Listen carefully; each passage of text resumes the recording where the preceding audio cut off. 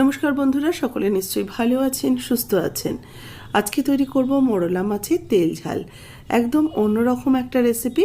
আমরা তো মোরলা মাছের সবসময় বাটি চচ্চড়ি বা হাতে মাখা চচ্চড়ি কিংবা ভাজা এই সবই খেয়ে থাকি। আজকে একটু অন্যরকম রেসিপি হয়ে যাক। রেসিপিটা ভালো লাগলে অবশ্যই একটা লাইক করবেন, শেয়ার করবেন, আর নতুন বন্ধু হলে চ্যানেলটাকে সাবস্ক্রাইব করে নেওয়ার অনুরোধ রাখছি আপনাদের কাছে। আর গরম গরম ভাতের সাথে অবশ্যই এইভাবে একদিন ট্রাই করে দেখুন। নতুন বন্ধুদের স্বাগত জানিয়ে পুরনো বন্ধুদের পাশে থাকার জন্য ধন্যবাদ জানিয়ে শুরু করব আজকের recipe. Welcome to Mimi's recipes. এখানে নিয়েছি মোরলা মাছ, পরিষ্কার করে কেটে ধুয়ে রাখা রয়েছে।